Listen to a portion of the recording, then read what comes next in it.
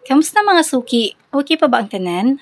Ako, okay lang kaayo ko mga suki kay medyo abti kay inyong kusinera sa sigig paso-paso aning kusina. Oras na po sa pagpangandam kay wala ko nakahalo sa mga dry ingredients kagabi kay giuna namo ang paglakaw-lakaw sa gawas. Kay pila na pod kahigayon nga wala mi ka walking tungod sa kabisi sa karon nga panahona. Maong gi-grab namo ang opportunity kagabi after sa among pagsimba ni dalikyat mi og adto sa ruhas aron masuri namo si Gaben. Medyo hago na pud kaayo bataa bantayan kay gusto na niya ang magsigi og lakaw-lakaw. Dili na siya ganahan nga kuguson. Almost 2 hours pud mi nagsuroy-suroy dito sa ruhas ug nanguli alas 10 na sa gabi. Karon na-realize namong duha sa akong bana nga nagka-constipated ang among anak na si Gaben ug tulo na kaadlaw. Bantog wala dayon mi nangatulog, amo na pud siyang gipa-walking dito sa gawas kung hain ang bagong kalsada nga at bang rapod sa among tugkaran. Ug mao pud to ang iyang ampay nga maglakaw-lakaw ug lingaw-lingaw sa pagpamunit og bato. Taas pod ang tulog niya sa hapon maong okay ra nga madugay siya tulog karon. 30 minutos pod ang among gigahin sa pag-walking sa gawas, unya kay dili pa man mi pwede mohigda, gipanghugasan nako ang mga hugason nga wala pa nako nahugasan kaganinang hapon. Kay nanimba mi after sa among delivery. Sakto ra pud sa among pagpahuway, ako na lang gipanghugasan ang tanan. Bahalag dugay mi magmata pagkaugma, at least wala na hunaw naon nga hugason. Tuod man alas 9 kapin mi nakamata kaganinang buntag. Taas pud ang among tulog kay walay reservation sa buntag. Nagsugod na ko og mixing hapit na alas 12 sa udto. Kay gaati man pa mi sa pamahaw ug sa among anak ug giandam pud sa akong bana ang mga bila o plastic. Duha ra unta ang among reservation karong adlaw pero kay nag-order man og balik ang atong customer nga suki na pud nato. Ug same lang gyapon ang iyang order.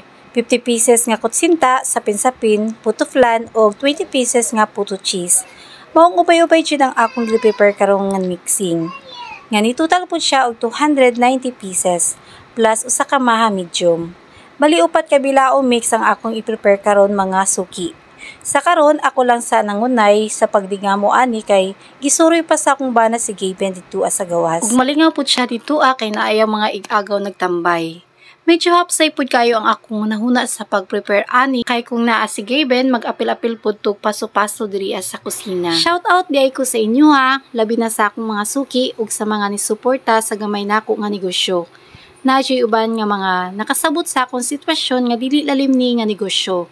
Bisag gamay ra ni pero para sa among duha sa akong bana dakong tabang ni para sa daily needs namo ug labi na sa among anak na si Gaben. Simple nga kinabuhi lang man pud ang among gusto kana makamaomi makontento kung say naa sa mo karon.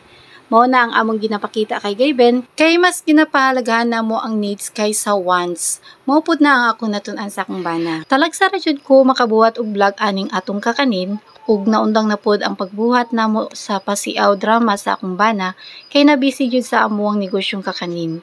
Pero pohon balik na pod mi sa pag-upload og video nga makalingaw. Kay kung wala mi lingaw diri sa balay, mao pod ang among kalingawan.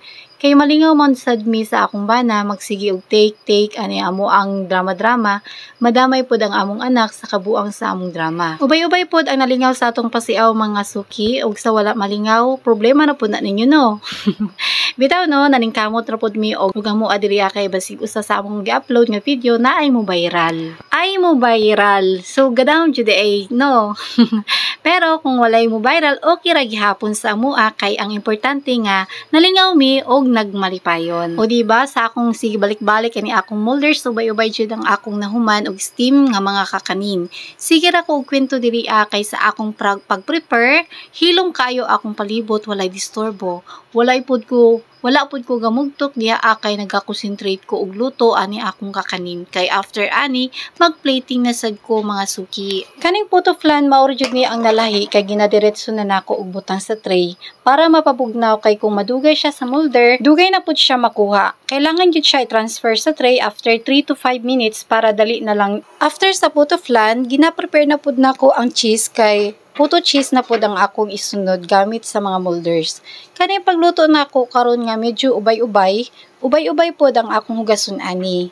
Pero dili dayon ko manghugas kay nagapahulay pa ko. Pero dili gihapon malikayan mga suki nga dili makahugas og gamot labi na og nagluto ko gikan sa biko ug maha. Maong masakit sa busahay akong abaga maong careful po tawon inyo ang kusinera nga dili mabasa. Kay para malikay sa pasmo sa kusog, kay maora po ang atong puhunan. Bitaw oy, kung gaplano mo og order ani among kakanin, i-message lang ko ninyo 1 to 2 days ahead lang sa atong reservation para ma-check kung naay naka-schedule ana nga day and time para pwede pa ma-change nato. Nagapangayo po di ay ko og 50% down payment para sa order confirmation kay naka-experience mi mga suki gi-cancel sa customer ayang order nga unta i-deliver na unta sa ato ang rider. So ang sipyat lang gyud nako kay naka-COD siya. Unya dili na pud nato makontak ang customer, mao na ang hinungdan na nagapangayo na gyud mi og 50% down payment. Ug hangtod na lang diri mga suki, daghang salamat sa inyong pagtan-aw sa akong vlog.